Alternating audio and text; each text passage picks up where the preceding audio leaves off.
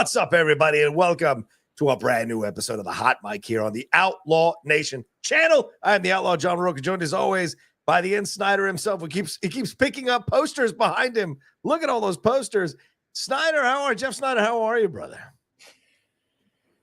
Hello, Johnny boy, and welcome to 2025. We're living in the future, baby. Happy New Year, everybody. We're in the second day of 2025. Hope you all are recovering from the first day of 2025 here comfortably and, relaxing. Hope you had a good New Year. How was your New Year's, Jeff? How did you enjoy yourself on that night? It was a good time. I just watched some horror movies. Nice. Started off the year with a rewatch of Jackie Brown yesterday. Ooh, good one. Oh, yeah. Nice. Jackie Brown. It's been a bit since I've seen that one. That's a great choice, man. Yeah. How was yours? It was good. It was very chill. You know, we started watching Squid Game. So we watched about 3 episodes of Squid Game until about 10 p.m. season 2. And then she went to bed. And then I stayed up till midnight to see the ball drop. And then I jumped into bed and we just kept moving on with our day. And I worked all day New Year's Day, so I didn't even get a day off. So, we'll see this weekend. So you haven't finished Squid Game yet? No, we finished last night. Oh, okay. We tore through it last night because it's only 7 episodes.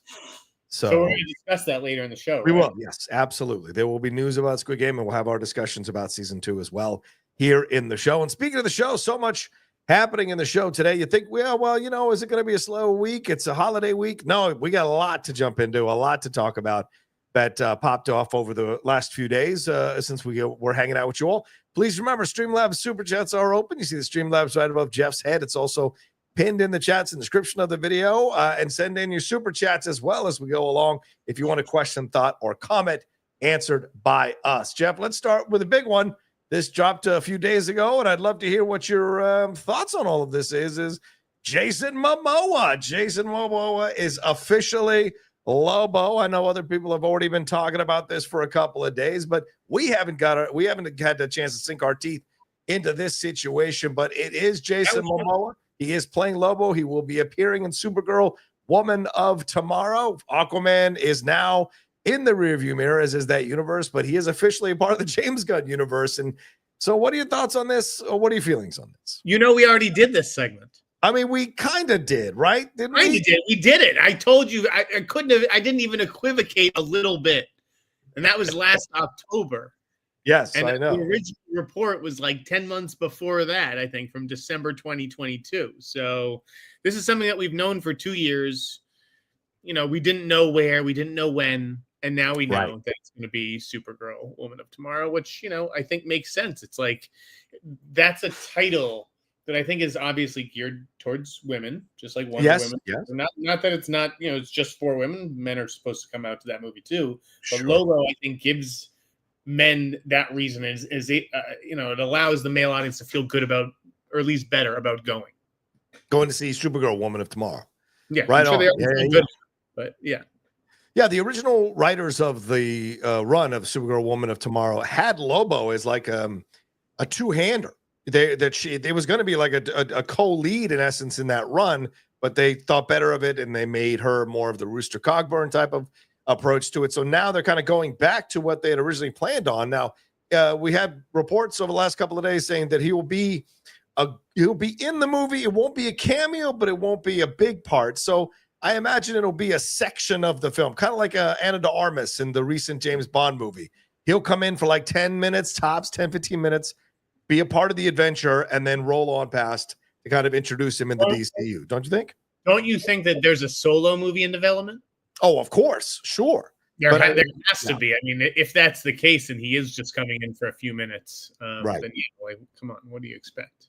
Well, do you think Craig Gillespie, if he does a good job directing this movie and directing him in the movie, do you think this is the next project? You just slide a LOBO solo movie to Craig Gillespie, or do you start working on one now, find a different director and go forward? Because just to add on to, okay, fine, then no Gillespie, but just to add on to it, David Leitch threw his hat in the ring, his action hat in the ring to direct this movie. Certainly could use a hit, Jeff, after Fall Guys. So do you like that option? I mean, he crowed about that says it all, though. It's like in the past, like only like 6-8 months ago, Leach would be on the receiving end of that phone call. Oh, 100%. Now he has to come out and say publicly, "Hey, I'd like that gig. It's open." He has to lobby for it. Yeah. Big difference. I'm telling you. Yeah. So, I mean, I actually think that he probably could deliver what they're hoping for, but I think you gotta. I think you could do something else. I really just think like Robert Rodriguez's Lobo could be interesting. Or a number of other people. Like David Leitch isn't a director who interests me. He has a low percentage in my book. Yeah, I think so too. I said this on Christian Harloff's show on Monday. I think he's a good director. I don't think he's a great director. I think he can hit the mark to about the 6 to 7 range if you're going 1 through 10, but he's not getting you an 8 or a 9. And I think they want to have an 8 or a 9 with a Lobo. If you go the David Leitch route, the story is going to suffer a little bit, but they're going to have great action sequences. I think what they want is good action sequences and a good story with a strong director helming this thing. So I don't think Leitch will get the job either. I mean, it's a matter of like what the tone is. Yeah. I mean, Leitch could be a good Creature Commandos. If you were to do Creature Commandos live action, Leitch could be an interesting choice. Although Gunn would probably want to do it, but Leitch would be an interesting choice for something like that. But I think with Lobo, you want to have someone who understands. Kind of like, I mean, the irony would be bringing back Tim Miller because Tim Miller really nailed that Deadpool movie. I would argue that's the best of the 3. I agree that Tim Miller does seem to be like the right fit from a tonal point of view. Yeah. Jamie keeps saying, keep an eye on Jared Hess, our pal Jamie Williams. Oh, yeah. He keeps saying, keep an eye on Jared Hess, who did Minecraft with Momoa, right? That's going to be a huge hit for Warner Brothers next year. I wouldn't like I like where Jamie's head is at. Like that's not a name that a lot of people throw out. And I do think that Hess is going to get something big at Warner Brothers. But Jamie, I don't personally see him as being the right tonal fit for Lobo. Yeah, I don't know if the guy who did Napoleon Dynamite and Nacho Libre is the right choice. And I got to be honest with you, the last 2 trailers from Minecraft have not made me feel excited about seeing the movie necessarily. It's an interesting choice. It's an out-of-the-box choice. But I don't know that that's the guy that would deliver a smart talking masculine lead necessarily. I haven't seen that in Jared Hess's. And even the way he's having Momoa play that character in the Minecraft trailers, he seems like not a necessarily like on top of things strong ass guy. Lobo is someone you don't mess with in the DC universe. Been around a long time in terms of his actual existence in the world of DC. He's only been around since the 1980s, but he has got quite a legacy. So I think you want to find an exciting director to pair with to do a solo movie on this. But who's a guy who is known for making gritty movies? Who did Carnahan? Back. Joe Carnahan. How about Joe? Carnahan would be an interesting choice, especially if the Affleck Damon movie pulls that off and it's great. That's a good movie. Carnahan. I wonder, would they ever bring back Ayer? David Ayer would be. Ayer making a Lobo movie, like that makes sense to me. I like that idea. And he seems to be in good graces here. Like James has never said one negative thing about David. David's been pushing his cut. So I like that idea, David Ayer. The other, I'll put forth one more thing and then we'll move on. Jamie would like to say the Bad Boys guys who did Batgirl. Oh, like, yeah. That could be like an olive branch. Like, yeah. I see Lobo being done in that kind of flashy style that those Bad Boys sequels were done in. Right. You know what I mean? Yeah, I could see those guys doing it. That could be a lot of fun. Yeah. What if you go back a couple chapters in Bad Boys to Mr. Bayhem himself? Michael Bay. Michael Bay's Lobo. I got to be honest with you. I don't think the character is big enough for Bay. If you're going to bring Bay in, Bay is going to want to do. Bay ain't what he used to be. Bay is doing ambulance movies with Jake Gyllenhaal. You know what would be crazy? Michael Bay's Wonder Woman. That would be crazy. Michael Bay doing a Wonder Woman movie. Stop. You want to piss people off, but you want to get attention on your project. Michael Bay's Wonder Woman would be amazing. Off. What do you mean? Well, because I think a lot of women would be upset that a guy like Michael Bay, who's known, which is why they wouldn't hire him, which is why this is But I mean, James is not shying away from that kind of approach. I mean, the most recent episode of Creature Commandos, you see that they're in a brothel. A lot of the animated shots are from behind, so you see these women's animated derrieres in their panties. So I don't think he's moving away from the sexual energy here. and being playful about it. So, I mean, a Michael Bay Wonder Woman would be a lot of fun to see.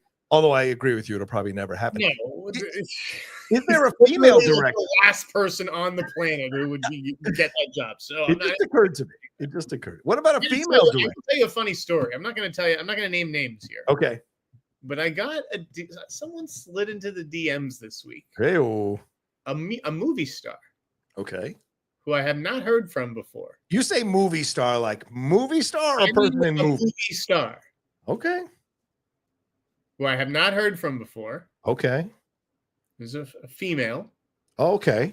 Asking if I'd heard anything about Wonder Woman. Oh. Because they had heard.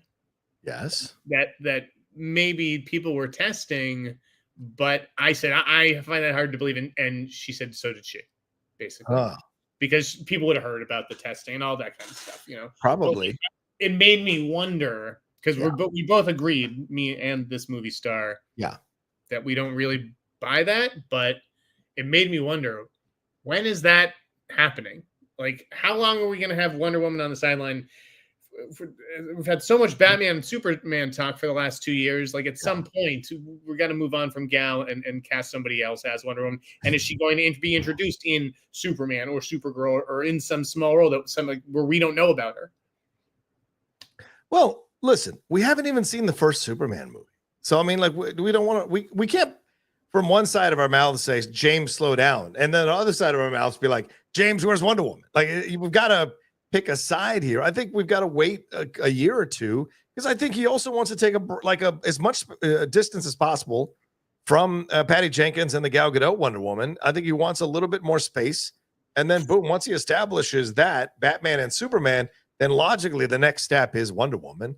Although we're going to have Green Lanterns, we're going to have Hawkgirl. That's what I'm saying. And it's and don't tell me, okay, that you're going to do a Wonder Woman, what is it, a Wonder Woman prequel series without Wonder Woman? Was that the mascara run? Right. And sure. Yeah, that's a good point. We're doing a Wonder Woman show without Wonder Woman. That's no. I mean, Sony did 10 years of movies without Spider-Man, or 7 years of movies. Sooner rather than later, James is going to have to turn his attention to Wonder Woman. And I just wonder if he's already done so under the radar. Oh, yeah. Although I don't think so. I think this movie star is like, someone would have heard about it. Who would you want to see? I see people suggesting Adria Arjona. Certainly there's been some nice art done of her as Wonder Woman. Mikey Madison. That could be interesting. Get the hot actress right now. Monica Barbaro, after what she did in A Complete Unknown, could be interesting. What are your thoughts? I will say that. So I said I watched horror movies on New Year's Eve, right? I watched Strange Darling, but the movie before that, I watched Blink twice. Yes. And watching Blink twice, I said Adria Arjona would actually make a good Wonder Woman. Yeah. But this movie star who reached out. So. Oh, you don't want to give any hints, huh? Who this movie star might be? No, I don't betray such. Oh, okay. It's rare to have such dialogues. You say star. Sydney Sweeney reaching out, maybe. Is that what you're trying? Anyway, I'll stop guessing because I know you're going to give it away if I keep guessing. I'm not going to give it away because I'm a fucking bulk, dude. You can guess as many people as you want, even if you get the right name. I'm not going to. You're not going to give it away. What about this other side of things with James? Okay, so anyway, Lobo. Anything more you want to say? Have you heard anything more? Do you know anything more about it? Do you know who might be their approach or might be a contention? Have you heard anything about? For Lobo. No, I haven't heard anything. I mean, again, other than I'd heard all along, like Boris reported it 2 years ago, and we said it a year ago on the show in October 2023. If you guys go look through the archives, like it was a done deal then. That was always the plan that he would, after Aquaman 2, he was going to be Lobo. So. Well, that's why you can't. And again, let's make this really clear. If there's one message you get from the hot mic is don't believe 95% of what people say in Hollywood, because he was saying how I wouldn't, all this kind of stuff. He was saying no. I mean, I would love to play it, but no one's asked me. There's been no conversations about Lobo. So he clearly was lying about that, because if we've known it for quite some time, it's because there have been conversations. There were things like that. So, the same thing with Andrew Garfield and the stuff he said. Here's what I'll say. There are a couple names that come to mind. Obviously, Warner Brothers has its people. You look at HBO, right, which is really like almost like a feeder system. Yeah, 100%. I mean, I always go back to Johan Renck, who did Chernobyl and then followed it with Spaceman last year, which I was so excited about in the casting process. I didn't even see Spaceman. Did you see Spaceman? I did not. I didn't even know he was behind it because I love Chernobyl. He directed that. That's the Adam Sandler movie. Oh, right. Yeah, Netflix. No one talked about that movie. No, it's been completely forgotten. Yeah. But with that in mind, you look back at what HBO has done the last few years. Mayor of Easttown is one of the biggest things. And next year, my most anticipated show of the year is that Mark Ruffalo show, Task. Okay. That's from Brad Inglesby and Craig Zobel, I believe, is directing again. Okay. That's a hell of a team. If I'm Gunn and HBO has a relationship with these fucking guys, and I'm sure that they're under a deal, like Inglesby is for sure, I think. Yeah. Zobel and Inglesby, I would put them on something. Yeah, I could see that. Okay. I like that idea. What about Amelia Jones? Do you think she could play? No, she's probably. What do you think? Do you think Amelia Jones? No, I need someone who is not going to be confused with a girl. That's Supergirl. Okay. Okay. I need a woman. You need a woman. Not someone who could be confused for a girl. Amelia Jones. Gotcha. What you're saying is you don't want a waif, but you want a woman that can base strength. Yeah, an Amazonian woman. I like this idea. I like this. Katie O'Brien just checked into the chat. I'm just joking. It's good, but I don't think she's right. I don't think she's right. I don't think she's right either. I think Ajar Jonah would be the perfect choice. So connected to the Gunn thing, he came out. I don't know if you saw this, but the most recent episode of Creature Commandos had shots of Batman. Some people making a little bit of fun that he looks a little heavy. Other people saying, no, it's more like kind of the Dark Knight, Brave and the Bold kind of look from way back a few years ago. But James Gunn said in an interview, and you see them up there smiling, and those are the pictures of Gotham from the Creature Commandos. And remember, Creature Commandos is canon. That's what he said. So the Batman is now officially in the DCU in this approach. But he said this is the DCU Batman, but not necessarily and that looks nothing like Pattinson. So the questions abound here, man. He said he wanted it in silhouette. So that's what he got. Let me tell you. Okay. The only question that abounds is how big of a fucking nerd are you? Big. Individually, whether it's you, whoever is watching the show, ask yourself, massive. How big of a fucking nerd are you? Huge. The idea that the look of Batman's silhouette or whatever the fuck in this cartoon that no one is watching. No, people are watching. Got a second season. Go ahead. Oh, God, a second. Who's always getting a second season? Even if half as many people who are watching it right now watched it, even if half as many, it would still have gotten a second season. Okay, because that's projecting success. Okay. So never mind the show's ratings. The idea that a cartoon on HBO Max is going to dictate the casting for a character in the DCU for the next decade is objectively hilarious. And I think everybody needs to take a step back and breathe. Well, listen, I get your sanctimony, and I appreciate the sanctimonious with how you're delivering it. But let me push back a little bit and tell you, James Gunn created the playbox that we are all in right now, or the playground that we're all in, the sandbox rather, that we're all in at the playground. We're all sitting in it. And he said in that announcement that the animated stuff is canon, that the people who are going to be voicing those characters will also be doing them live action. That's what he said. So for people to take this shot of Batman, and listen, he said in the interview, that is the DCU Batman. He said it from his own lips. Okay. And he said he wanted it in silhouette because he wasn't ready to commit to anything about Batman just yet. So yes, in a sense, you're right in that nothing has been solidified. So the body shape isn't going to influence where Guns goes. But this is the soft opening, soft introduction of Batman into the DCU. So clearly he's had something to do with Phosphorus. And he said that all these characters are already living in a world that exists. So Batman is already existing by the time we catch up with him. There will be no origin story. So that's my point in all of this, is that we have now soft open of Batman. It looks like the Brave and Bold Batman. That may be a tease of where we're going the direction. Alan Ritchson now seems to be in contention in my mind. But you, you want to say that it's all up in the air right now still.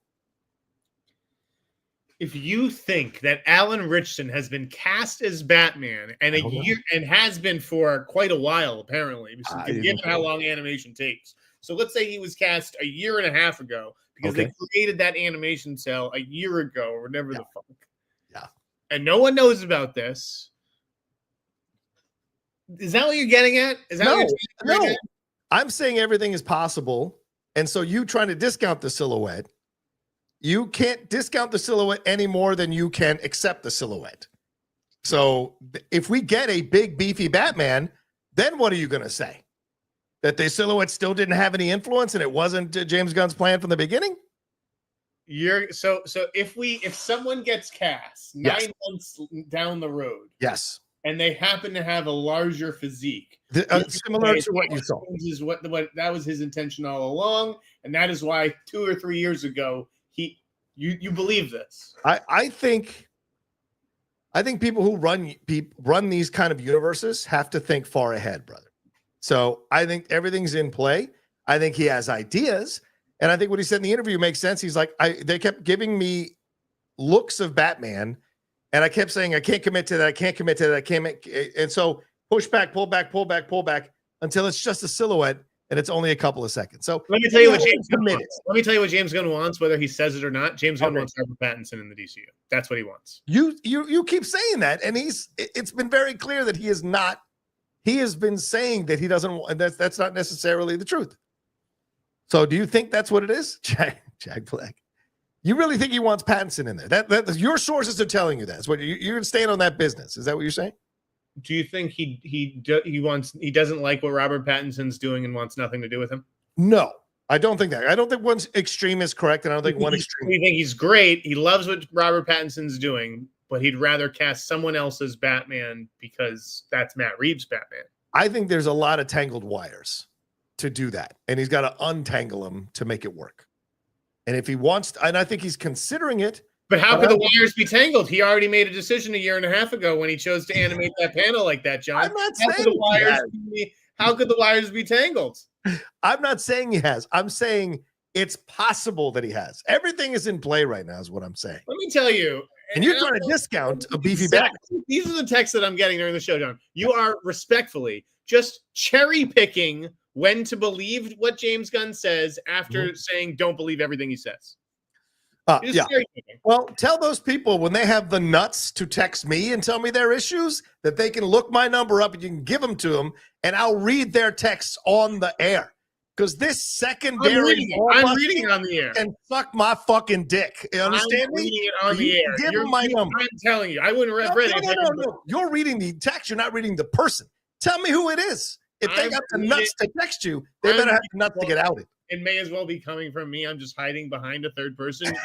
You are cherry picking when to believe and when not to believe. And I guess we all do that. I'm not cherry picking. I didn't say James Gunn said. I said everything is in play. That's what I said. So the silhouette. If a year and a half ago he actually made this decision, I didn't say he did. I said he might have a year and a half ago made the decision, and so the silhouette reflects that. But it's possible that he hasn't, and that he's considering. Silhouette means nothing. It means absolutely nothing. Nothing about this animated world.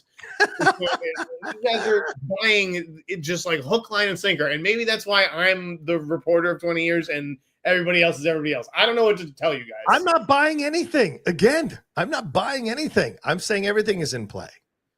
The other side of it is, do you like the idea that there's no origin story? Do you like the idea that there's everything is in play? Then Pattinson is in play. Yes, Pattinson is absolutely in play, but I'm not saying he's the only one. There's no origin story. I don't need an origin story. I don't know why this is becoming like a big thing and what one thing even has to do with the other. You know what else didn't have an origin story? The Batman.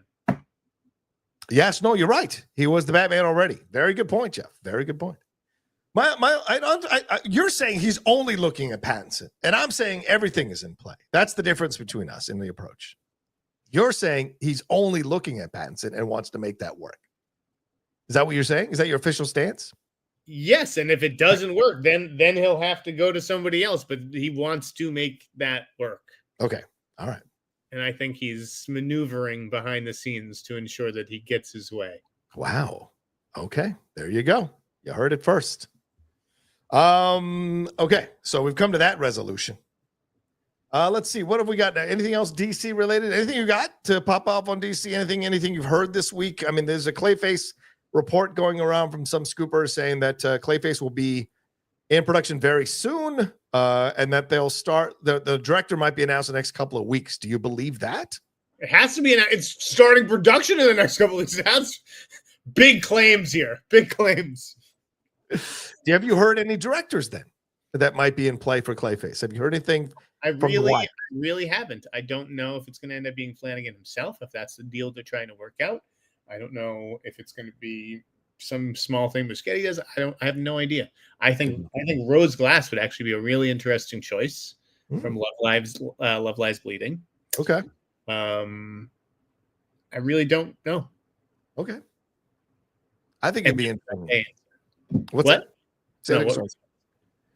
I said it'd be interesting to see who they choose for this. Because, I mean, you and I were kicking around the idea of James or even Muschietti just sliding in and directing this. But Muschietti said he's working on other things right now. Yeah. So, okay. James list. I mean, I thought the guy who did Companion. Oh, yeah. Companion's, testing pretty well. Okay.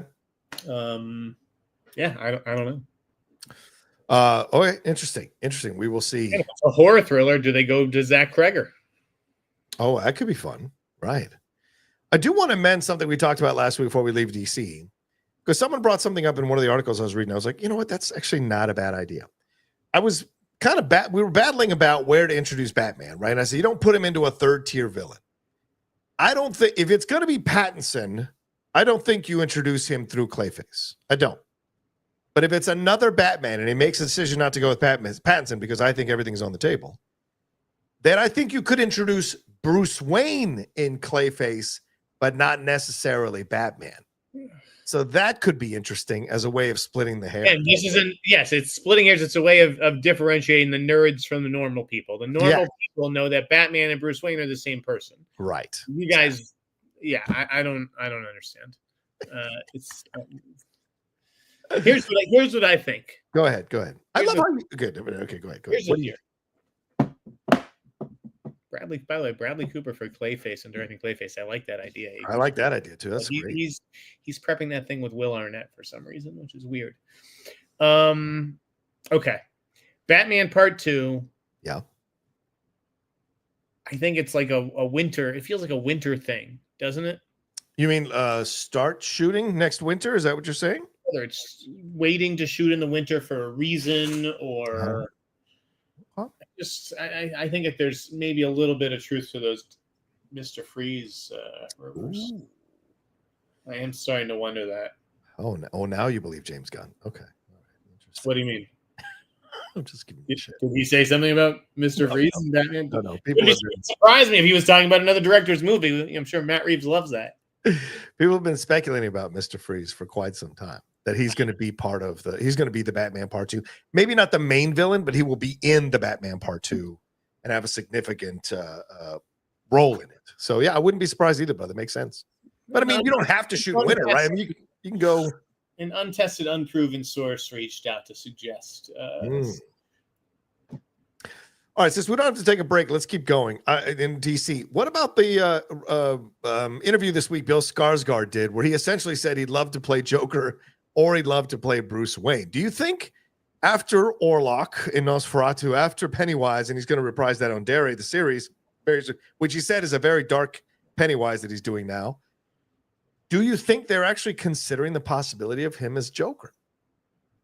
I don't think Batman, but Joker. No. This is him talking. Yeah. That's what actors do. I can give you a little nugget. Okay. Give me something. A Skarsgard did almost join the DCU. Oh. Would that be Peter? No. Who would it be? Alexander. Oh, sorry. I'm thinking Sarsgaard, not Skarsgard.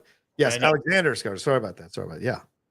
I think he may have been the first choice for the man in the yellow, whatever the fuck, the man from the Creme from the Yellow Hills, whatever the fuck it is. Who's the Supergirl villain? Oh, right. He was going to be the first choice, and then they didn't go with him. They went with a cheaper version, which right. Matthias Schoenaerts, right? But not cheaper in terms of talent, cheaper in terms of right now. Quote. That's I want to make that. That's cheap. Yeah, that's what do you mean? I don't want to upset the Schoenaerts fans. I don't want to upset the I fucking love Schoenaerts. He's the man, but he's definitely cost less than Alexander Skarsgård. Let me ask you something. I was watching Overlord last night, the last hour of Overlord. And by the way, I love that fucking movie. I feel like there's room for Pillow Asbak in the DCU. I feel like there's room in James Gunn's DCU for Pillow Asbak as a villain in some way, shape, or form. Him as a Ra's al Ghul, don't you think a Ra's al Ghul with him would be interesting? No.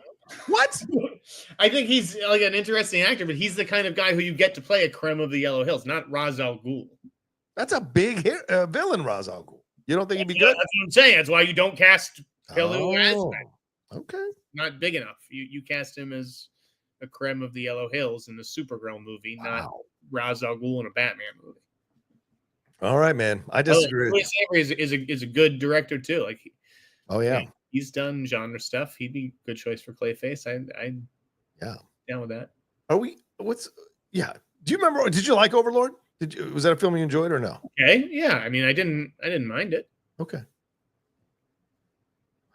Jovan Adepo. Yeah, I was thinking of Jovan Adepo too. Like what he's been doing. This 3-body problem, but yeah, he could be interesting. I guess coming up somewhere. Anyway, I want Pillow Asbak in the James Gunn DCU. And I know he was in Aquaman too, but you barely saw him in Aquaman. He did nothing in Aquaman 2. You need a name it's Joker. I don't think Bill Skarsgård, all due respect, is quite Joker material. Have we met the Joker? Do we know the Joker? Like, do you think it's an actor we already know? Or will they go with an unknown? I don't even know what we're talking about. Joker is in what?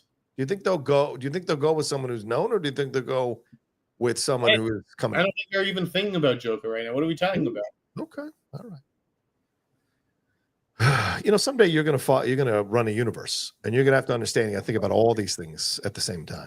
Unfortunately, I won't, because Hollywood's not like the NFL, where the Jets are interviewing that ESPN analyst to be their GM. Who, Mike Greenberg? Who are they interviewing? I don't know. It's a former player who's like used to be a safety or something. I forget. Oh, but it's like, it's so funny just to see these analysts and other things get those kinds of job offers. Like none of us blogger. I mean, other than Ryan Turk, I guess he's the only one who got plucked to be a Blumhouse.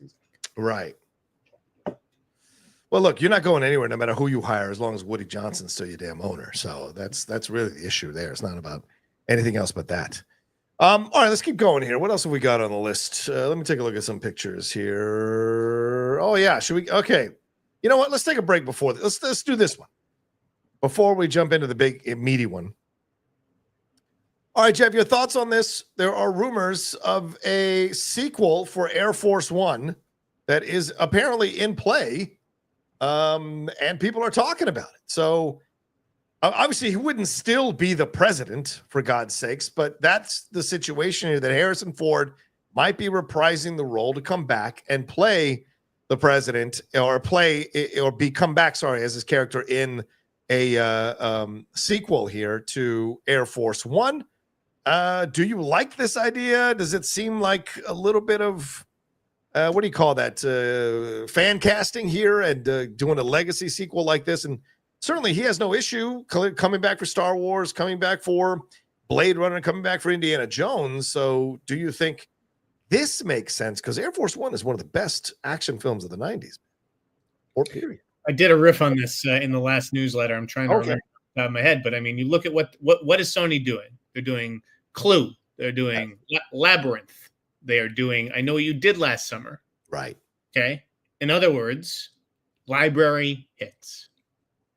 Right. So the fact that we're going back to Air Force One for Air Force Two or whatever the fuck it is makes sense to me. Meanwhile, why would you do it now? Oh, yeah. Harrison Ford It's about to be the Red Hulk. Be called Captain America 4. Right. Has Harrison Ford had this kind of heat in this long? I mean, probably not since Force Awakens. Yeah, probably. Good point. Like the time that you maybe, hey, is now the time right to revisit Air Force One? Could he have done one term in that movie? I forget what the actual backstory is of it. Oh, great point. Could have done one term, left for 20 years, and now it's like he's been retired, but the country needs him again. And so, he decided he comes back to be president a second time for a second term. That's a great point. He has to become the terrorist himself. And he has to not the terrorist, but he has to get aboard Air Force One and stow away to save the president. He knows of some plot. You know what I mean? Yeah. No, I like the idea where you were going first, because it could be that he stepped down after the first term because of everything that happened. He wanted to spend more time with his daughter and with his family, make sure they were okay, deal with the trauma of it all, and kind of retire, move away a little bit from it. But then, comes back, sees that the country needs him, goes back into the political thing and gets elected president. And now here we go again. And this becomes, but I mean, the danger is you become diehard. And I don't know if that's a thing you want to do with Air Force One, to be honest with you. A lot of people hold that one in a very special place in terms of 90s action movies. So that's the danger there. But he could also be he's the guy, they call it, he's 20, 30 minutes of the movie where he's this, he comes in and he knows what happened and he helps the younger president deal with what's going on. And maybe he got asked to be part of the administration, as Secretary of State or some shit. And then he gets caught on the plane with the younger president and he's got to take it over. That's possible. I mean, there's a zillion things you could do. Obviously, I always liked what they did with Die Hard, which is Hans Gruber had a brother. I agree. Yes. Oldman could have a brother. Oldman could have a son. Yeah. And we saw Oldman's neck. Do we see his neck break when he gets off the right? He flies off, right? He boots off the plane. He gets booted off the plane. Maybe he lands safe. I like the idea of his son coming back to seek revenge. That would be interesting. Yeah, dude. Who knows? Bill Skarsgard as the son. Why not? All right, let's get into the harder one here, Jeff. I wanted to take a break from the other stuff. Let's get into this one, man. We talked about this, I think, a couple of weeks ago, and now we are dealing with dueling lawsuits between Justin Baldoni and Blake Lively here. This situation has now gone to DEFCON 4, and now that they're suing each other, I mean, she filed a complaint with HR in California, alleging all kinds of allegations of sexual assault and violations of her privacy and an unsafe and toxic work environment. And everyone rallied around her after she issued her complaints. After having rallied around Justin Baldoni, now Justin Baldoni came out and addressed a lot of the stuff in a lawsuit here against the New York Times. A lot of stuff the New York Times reported. His lawyers in the lawsuit added more context to some of the back and forth, some of the text messages, and also outed that the publicist helping Blake Lively is the same publicist who helped Harvey Weinstein for many years. So this idea of having publicists connected to people who are not unsavory, like they said about his publicist with Johnny Depp. So there's a lot of battle back and forth here. Do you think this just gets settled in the end quietly, or what's the next step here, man? I think that's what these last few months have been. Yeah. I think it's August to December has been the can we settle this quietly, and apparently not. I mean, I think it makes both of them look terrible. I don't disagree with you. I don't know who comes out of this really bad for both of them. Yeah. And I can't believe it got to this point, that they both let it get to this point somehow. You guys can call me a misogynist all you want. Everything I've heard keeps falling into place with what I originally heard back in August. The fact that he produced that text message where she's like, hey, I'm about to start breastfeeding or whatever. Come on in. Come on in. Come on in. And then he goes in. That's almost exactly the way that it was put to me, which is that she entrapped him to get leverage so that she could say, what the hell? I said don't come in, or whatever it was, that she knew he was on the way and then set it up to make him look bad so that she could have the leverage and go to Colleen. Yes. Say, I want to use my cut and he's acting like this. Yeah. And like, I'm stunned that they've let this spill out into the public. But I'm not going to apologize for what I heard. I heard it from a female source, and I didn't hear it from Jennifer Abel or Melissa Nathan. Yeah. Sorry. I'm sorry that this is the shit I hear. I'm sorry that you guys think that like, you couldn't believe how many people call me a misogynist for believing a man over a woman. And it's we we weren't there. I don't know what happened. All I'm going off is what I was told before this whole fucking thing blew up. Yeah. And what I've thought all along. And it's like, if you guys really are sitting there thinking that you get to be where Blake and Ryan are by being angels and by being, amazing people and sweethearts, like, I don't know what to tell you. Yeah. I mean, yeah. And here's the thing. And we should also, obviously we need to qualify two dudes talking about the situation. Fine. But the thing is, I've always, I've come around on this idea, like, believe all women basically means sit down and listen to women and what they have to say and what they're experiencing, what they've gone through. I think a lot of people have had their eyes open, and hopefully men who've been open-minded to hear what women have to say for the first time in years since the Me Too movement have heard what the experience is like for women dealing on a daily basis with male attention and male unwanted attention and what have you. Absolutely. And I think a lot of women suffer through that. I have a sister, I have a mom, my girlfriend. I've heard incredible stories, unsettling stories, female friends of this kind of situation.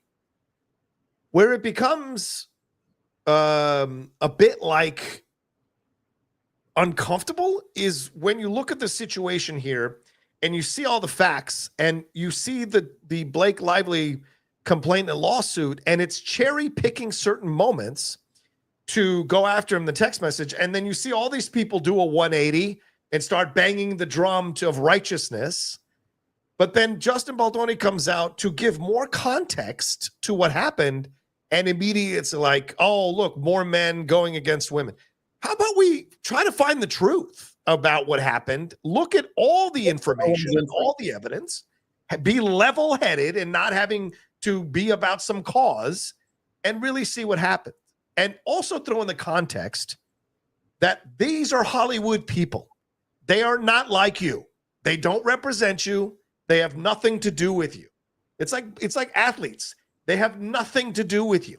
These are millionaires that do not seek to represent you and be your buddy. Their job is to make money doing what they're doing. And she saw an opportunity here with this franchise that could extend further, but she was upset with the Baldoni situation. He didn't want to go a certain direction. So they've taken these tactics and cloaking yourself in the whole, like, I think this where it gets dangerous is like, who's telling the truth here? Because if she's not telling the truth and she's manipulating certain things, she's cloaking herself in the sexual assault, domestic violence movement. Yeah. And he comes from a place where he has been an ally for women in domestic violence and sexual assault situation. So it's very dirty. It's very muddy. These people clearly, this is a very toxic relationship now. And as I said before, it feels like two parents having a horrible divorce, and the Colleen Hoover franchise is their child. And they are going to say the most horrific shit in order to get access to their child. And that's what's unsettling about all of this, man. Because I agree, neither one of them looks good right now. Now they're all dirty. And if they go to Discovery, Jeff, if they start putting out this stuff, it's not going to end well for either one of them. They need to settle. Jamie Heath, like, showing her a video of his wife giving a home birth is not sexual harassment. Like, maybe it's inappropriate or like, okay, like, I don't need to see that again. But like, turning it into this sexual harassment thing, like, I just think it's ridiculous. And it's just not how things really are on a film set. Again, this is a first-time director who is, I'm sure, like, walking on eggshells around her, like, that's why you're seeing him in the text messages always saying, like, let's just take the high road. Let's just, because he knows, because that's what I'm told all along, that she threatened him. Yeah. And that it was like, I'm going to go this route and claim sexual harassment and do all this to you if you don't give me my way. That's what I heard all along. Yeah. I'm sorry. I don't think you file a $250 million lawsuit against the Times if there's not some modicum of truth to your story. Yeah. And the idea that it's all one-sided these days, it's insane to me. Especially when you deal with Hollywood. Especially when you're dealing with Hollywood. That doesn't mean like, sorry, go ahead. Sorry. No, I mean, but I'm saying, yeah, because like, look, I think Abigail Breslin came out and spoke about her experiences. I think it's really powerful. Kate Beckinsale came out and spoke about her experiences. Really powerful. It does not mean though that Blake's experiences are now validated because those two spoke about legitimate things that they experienced. A lot of women experience terrible shit in Hollywood for sure. Actresses talk about it for sure. But we also know that Blake is no wallflower. And you see those interviews, you see those junkets. That's not someone who holds their tongue for whatever it is. You be male or female. Look at her snapping back at that reporter who talked about her bump. Look at her like making fun of another male reporter who's asking questions about. Like, she is not someone to be messed with. And so it's really hard to accept that she was somehow pushed around by this guy and he violated her privacy and saw her naked multiple times without her permission. It's just hard to accept. It doesn't mean it didn't happen. It could very well have happened. It's just hard to believe, And so you have to look at all the evidence here. And the more context they provided Baldoni with his lawsuit, it looks to me like this is in essence, a battle over this franchise because she saw that there was a possible future for her. And look how much money it made, which makes it even more of a thing she wants to get under her. Sex scenes and kissing scenes get added on every movie. Doesn't mean because the guy is the director too, that there's some nefarious intent behind it. I mean, if that's the case, don't work with any director stars anymore. If you feel like that gives your co-star too much power in the scene. Again, this is Blake Lively, who's married to Ryan Reynolds. The idea that Justin Baldoni, who can get, I'm sure, I don't know if he's married or what the deal is. Yeah, he is married. He is married. Yeah, like the idea that he was, again, I think he was guilty of being an inexperienced, maybe awkward and lousy first-time director. Maybe. But some of the things that have been said about him, I just have a hard time believing. Yeah, people are crucifying him because they're like, "Oh, she must be telling the truth," and it's like you have no idea. You have the smear campaign. Like, people. One thing to be called, for lack of a better term here, forgive me. It's one thing to be called a bitch. It's another thing to be called basically like a sexual assaulter. Yeah, and look, Lauren, let's bring this up. Lauren says, "I don't get Rocha's point that Blake wouldn't allow herself to get pushed around. She wouldn't. Holding a film set hostage until your HR demands are met is not being pushed around." No. They were never presented with those demands, they said. They claim that they never got that document with all the stuff that they're saying they laid out as HR demands. No more that. That phrasing suggests that this stuff happened before when some of it did not happen. Right. And they're saying they never got it. So Blake now has to present, or Ryan or whoever's involved in this, the lawyers have to present an email and a document that was looked at and signed off by all the producers and Justin Baldoni and all of this. And if they can't produce that document, then it's just their word against his. And that is where you go like, well, really? So this is an interesting situation. And is she, without the director's knowledge, bringing in her husband to rewrite stuff? I mean, right. That's the definition of a star who's overstepping their bounds, really. Again, there's no doubt that she was and believed that she was the most powerful person on that set. Yeah, and one more thing, and I want to make this really, really clear. Again, it does not mean it didn't happen. She could very well be telling the truth. This all happened. Right. And Baldoni is a moron. It's just looking at it from the outside. You're like, I can't believe that this would happen. And it's not about men. Like Blake Lively, again, no wallflower. She is not going to get pushed around by a man. And she certainly has Ryan Reynolds in her back pocket, as she clearly showed near the end of the shoot, bringing him into this meeting, according to their documents, and Baldoni's lawsuit, to berate him for what he thinks was fat shaming his wife. So, I mean, Ryan is a very powerful guy in Hollywood. He is worth like $500 million, and like that, Baldoni is not worth that. And so they will absolutely are like Godzilla, King Kong stomping around here.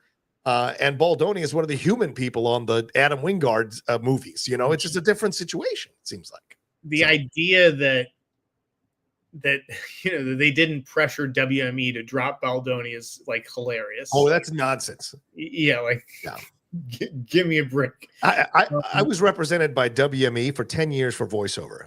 They are going to do whatever they need to do to survive as a company and as an agency. And you're not going to take Baldoni over people who are bringing in you millions of dollars. Yeah, Ryan Reynolds is like one of like the handful of clients keeping the lights on there. First of all, I think it'll all come down to what directors want to work with these two. What directors want to work with Blake going forward, and what actors want to sign up to be in Justin Baldoni's next movie. That's where we'll see whether this actually has an impact and affects things. I think he's cooked after this. No matter what happens, I think he's cooked. I think he's in trouble too, which is why he filed such a monster lawsuit, because his career does not look good. She obviously will survive. Totally. But I do think that her brand takes a hit, and I don't think that it was going to because of a bad press tour or things that happened, or things. I think it's going to take a hit because of this.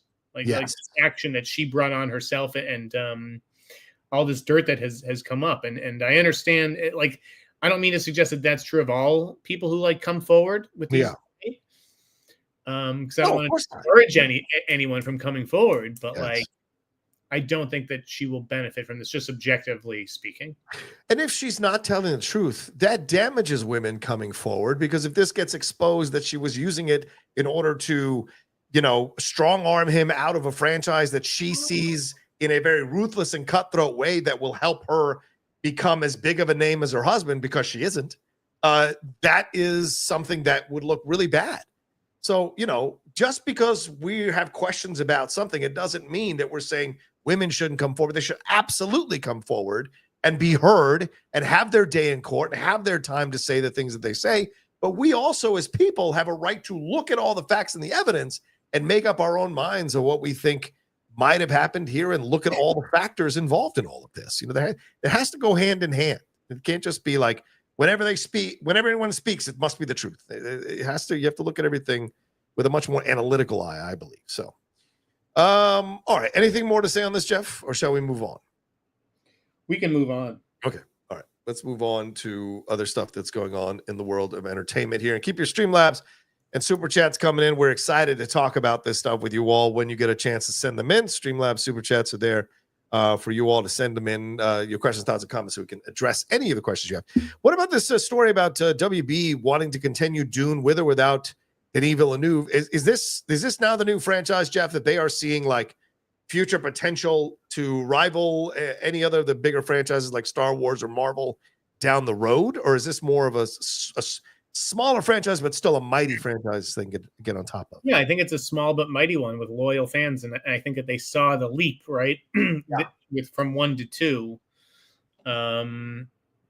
not just in terms of quality, but in terms of box office. Now, the first one was obviously affected by the pandemic and everything, right? But I think it was like 400 million, and I think this one was closer to 750, 800, right? And that's where I think that they should be happy with that. This may not be $1 billion franchise, but they don't all need to be. If it's a $750 million franchise, you keep making it. It still makes sense to make them. Yeah. Denis has said he only wants to do 3, and that the Dune franchise gets less interesting after Messiah. But obviously, you want to keep milking the cow, particularly if Messiah leads to even higher box office marks. Yeah. So you say, all right, Denis, find me, who you want to sort of see this carry the torch here, and you be a producer or an EP, and it's like Spielberg on Jurassic. Right. Yeah. I think it makes sense, because I think it opens the door for more voices to come in and direct stuff and have their points of views. And as we've seen in the Star Wars stuff, when they've done their TV series, a lot of newer directors that maybe people don't know the names of, who've worked in TV or can have an opportunity to direct an offshoot of the story. And clearly there is like thousands of years of stories to tell within the world of Dune that they can take advantage of. So I think Denis probably just does one movie, kind of a launch thing of pushing it out there, and then moves on to do other things, because he can't be the only person doing it. So clearly, they're coming back with a season 2 of Dune Prophecy. So they clearly see that this is something that they want to continue doing. So it makes sense. But it's going to end up being Simon Kinberg, right? God help us all.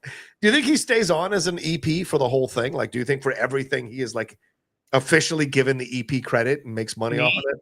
Denis, yes, because he, basically created the visual look and the world and all that. So right. I do think he would still, even just for like PR purposes. Yeah, for sure. Let's see here. All right, let's move on to some Squid Game conversations here, Jeff. We were teasing it earlier in the show, but Squid Game season 2 just wrapped up. Well, obviously it was dropped there on December 26th, all 7 episodes. I just wrapped it up last night, but before we get into our conversation about it, I just want to ask you about this. The rumors came out this week that Leonardo Dicaprio would be showing up in season 3 of Squid Game, which people are intimating will come out in summer or fall or winter rather of 2025 this year. But then that rumor was shot down. What can you say about this rumor? Had you heard this rumor? Is it being shot down, but you think it's actually going to be the truth? What are your thoughts on this? And do you think whatever American actor showing up, is that the spinoff into the American David Fincher version? Okay. You tell me all the time to ask you the right questions. I do my best. This was the magic segment. Yes. Yeah. Okay. So the person I've been texting during the show. Yeah. No, duh. You already said. It's been about this story. Oh, okay. Okay. Yeah. My source heard. Yes. I'm trying to delineate what they heard and then what my theory is. Okay. My source didn't hear Leo for season 3 of Squid Game, but they heard Leo for the American version. For Fincher's American version, yes. Wow. Now, I'm kind of inclined to believe it. Oh, interesting. Okay. If Korean media, I don't think Korean media is throwing out shit willy-nilly. God, it would be crazy. So my theory, have you seen the Belko Experiment? No, I've not. Which one's that? Was that the Stanford one or is that a different one? No, this is produced by James Gunn. Oh, okay. Look it up. Look up Belko. Go ahead. So, spoiler alert for those who have not seen the Belko Experiment yet. Forgive me. But the Belko Experiment ends where you realize that this is just one of many experiments that are being conducted. Oh, yeah. Fincher's Squid Game has been in the works for so long. Okay. That it makes me think that they had enough time to incorporate it into Squid Game 3. And so I wouldn't be shocked if Squid Game 3 ends with Player 456 successfully ending the game. This is just a theory. Okay. Successfully ending the game. Okay. Convincing whoever's left, could be one person, could be, could be one other person left. Who knows? Right. But he defeats the game, much like the platform. Yeah. That's the whole point, is to defeat the system in the platform. Right. Okay, which is an amazing movie on Netflix. Yeah. So he's going to defeat the game. And I think that's when it'll be revealed that this is just Squid Game Korea, and that there are versions of the game going on around the entire world. Well, and I don't know if that makes Leo player 456, and it ends with Leo basically walking in, for the first scene of what would be Squid Game America, or could he be the big baddie? The guy running the entire global network of the front man. Exactly. Is Leo the front man or whatever? That would be an insane reveal. And then he'd be the villain for player 4, in Squid Game America. Kind of like Candyland, where he was like, he was in Django Unchained. He could be an incredible villain. The thing about Squid Game America, though, John, you don't need necessarily a middle-aged man to be the protagonist. It could be anybody. Yep. And I have a feeling that they'd want to switch it up. Right, probably.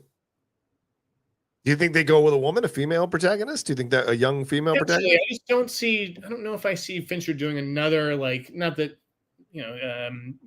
just like another middle-aged guy. Yeah. What if it's somebody really young? What if it's somebody really old? What if it's somebody disabled? Yeah. Who knows? But that's why the Leo as the frontman thing came into mind more than the player 4, 5, 6 for some reason. I like that idea, actually. I like that idea because he could be the front man of all the front men. Because, I mean, they're all front men who are in charge of the separate ones in every country. He is the guy in charge of all of them, like the main dude who leads to the guy or the people who are funding the whole thing. That could be a very interesting approach. I would love that. I just hope it's not a rehash of the first season of Squid Game, because I was thinking this last night. I was looking at it. He wouldn't do it. Okay, good. Because I was watching the thing last night, and I was reading we were finishing off last night, which was incredible, and seeing the numbers for it, and I go, we don't even need an American version because this is already the most watched thing. But if you're doing a completely different story in America, then I'm interested. If you're rehashing season 1, it's already excellent. I don't need to see it and have them speak English for me. I want to see it in a different approach. And I like that idea. I'm telling you, knowing Fincher, I don't think he would do that. Yeah. I think he would want to do his own thing with it and has his own slant and own story to tell and the point that he's trying to make. And the games would be different as well. I mean, those are basically very Korean games. Yes, 100%. That's what I was thinking to myself. Like, what's the correlative to the throwing the paper down thing and flipping it? What would we be doing, Jacks, or what would we be doing there in a subway? What would be the game that they'd use? So would it be there's hide and seek? Dodgeball. Who fucking knows? Yeah, that could be a lot. Dodgeball for your life.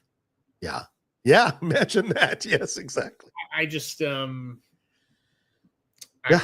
buy the Leo thing. I think that's the kind of hook that would entice Netflix to do this again and entice Fincher and just allow everybody to say we're going to go for broke on this fucking show. And I do think that he would be open to doing a series. I don't think TV is verboten for him if it's Fincher.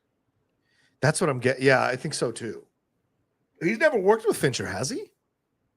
I don't think so. Yeah, I don't think so. So, I mean, that Fincher has a great record of working with super movie stars, in his different projects. So, I don't know. I don't know what would appeal to Leo more, though. Like whether he'd want to be the villain or be the guy going through the games, because I do think he could make a pretty interesting, like, everyman. But sure, it feels a little too close to what we just saw. But you'd know it. Right? The thing about the guy in the first season is that we didn't know what his situation was. It allowed us to peel the layers as the show was peeling the layers of this guy. And so we got to fall in love with him because we saw him struggle through everything. And so if you bring in Leo, you already have this kind of connection with the audience, so you don't have to work as hard. And I think there's something lost if you go that route. Right? I think you're right. And I think that actually speaks to why I maybe didn't like season 2 as much as I did season 1, because I felt like it actually felt like he was acting like the way a TV hero would. Even some of like the poses, he just looked like a guy who had just done a season of Star Wars almost, Right. And I don't want to spoil anything, but I do think they call him out on that in the show, within the show. So I think that was on purpose. Like the guy was doing it on purpose. And even the final scene, not to ruin anything, but the final scene kind of addresses that. And I appreciated that. So I hear you ruin anything at this point when Variety's already ruined. It's like within 10 seconds. I know. Coming out. I avoided everything like the plague until I finished watching it last night. I liked it. My one complaint is that the secondary storyline, which was such a prominent part of the first few episodes, kind of gets pushed way to the side in the last few episodes, and that bothered me. But it may be because they've got plans for it later. I don't know. To me, the show took too long to get going. I wanted him to get to the games earlier. There was too much of that stuff in the early couple episodes. Right on. That being said, we loved it. I mean, I loved it. Yeah, probably not as good as the first season because it only had 7 episodes, but I loved it. And I like the changes and the new stuff and the new games. Oh my God, the stress of the new games, effing forget it. And the new characters they brought in, which I thought was really cool. And isn't it funny how no one's having a complaint about a trans character in this season of Squid Game, but they're complaining about trans characters everywhere else, but not in Squid Game. Pick a fucking lane. If you've got 456 players, that there would be one trans player, I think. Yeah. When there's a 12-person ensemble on every show and there's a trans cast member on every show, I don't know that reflects, the world, the reality we're living in. But I think it makes sense to have a trans character on the show for sure. There's 456 people, but there's 12 main characters on that show. So, your logic is sound, but it's a little cherry picking. I'm just going to say. Anything more to say on the Squid Game stuff, or shall we move on, brother? No, that's it. I think that's going to be a very interesting thing to keep an eye on. We've got 30 questions already, brother. So do we want to, do you want to say anything about these trailers? Love Me, Fight or Flight, or Flight Risk? Anything on these trailers that grabbed your eye? Okay. Anything about Charlie Cox as Daredevil in Doomsday? Did this surprise you in any way? Okay. No, that doesn't surprise me. Doomsday's going to have 60 characters. Yeah. Again, the news on Doomsday is who's not coming back. The only actor that is news as far as them coming back is Scarlett. Yeah. I heard some stuff from a very, very, very reliable source over the weekend that over New Year's that just shocked the hell out. I can't reveal anything, maybe off mic, but tell me afterwards. Incredible stuff. What about Horizon on Netflix? Do you want to talk about anything else? Do you think it's going now to Netflix? It's theory that Horizon Chapter 1 kind of popped up on Netflix out of nowhere. That's setting up, Chapter 2 still doesn't have a home. It debuted at Venice last year, so people have actually seen it. Is that just going to get straight to Netflix? Is Netflix going to give him the money to make 3 and 4? Or are they saying, hey, okay, we'll give you the money, but you got to wrap it up in one? Maybe maybe. It wouldn't shock me if that was the deal that was worked out. I know, but he seems insistent that he wants to finish that 4th one, so it could be interesting. Maybe a lower budget. If now you have numbers and you can show Kevin, listen, and no one gives a shit about this. We'll let you finish it, but we're not going to do 2 movies. You can do one long one. Right. Good point. Yeah. We also lost Linda Lavin this week, and Greg Gumbel. Jeff. I grew up on Linda Lavin. Alice was one of my favorite sitcoms as a kid. I loved her. I got to actually help her when I worked at IKEA as a high school student in Virginia. She was so gracious and kind to me, and I've always loved Linda Lavin. So I just saw her in an episode of Elsbeth from the most recent season, so I was heartbroken to see the news that she had passed. And, of course, Greg Gumbel, Jeff, one of our voices of the NFL that we both have watched for numerous years. Sad to see him passing as well. Your thoughts on either of these people, brother? Gumbel. I think we talked about him last show, but we did not. He hadn't passed. Loved his voice, his work, his insight into the games, and Linda Lavin, wasn't as familiar with her work, but yeah. All right. All right. Let's move on here. Let's do some questions here, Jeff. Let's start these questions because we're getting a lot of them here. Westy says thoughts on the Better Man Robbie Williams biopic. Have you watched this yet, Jeff? Yeah, Monday night. Okay. Yeah, I've watched 10 minutes of it so far. I'm going to finish it up this weekend. I'll have some thoughts myself on this one. Ewok says, will Fincher's Squid Game be a remake or a spinoff? I think we kind of addressed that. A remake makes zero sense as it's already the most watched Netflix show ever. Exactly how I felt, Ewok. But a spinoff would be a genius way to further expand the world and story. Would it be considered a spinoff if they're doing a whole new? Pops up in season 3, which is why I think Korean media said that. Yeah. I wouldn't be surprised if there was some kind of cameo. The only other way it would be a spinoff is if player 4, 5, 6, right? He convinces them to stop the game. And now he wants to go around the world on a world tour trying to stop games, and he winds up in the American version. There's no reason why he can't. We've got Asians here in America. I love that idea. Lee Jung Jae show. Oh my God, that'd be awesome. If they can make it work, they can make it work. Not the focus of the American version, but right. Right. Like supporting her. Who knows? Yeah, James D. Michelle says, if Robert Pattinson doesn't join the DCU, how about Jake Gyllenhaal as DCU's Batman?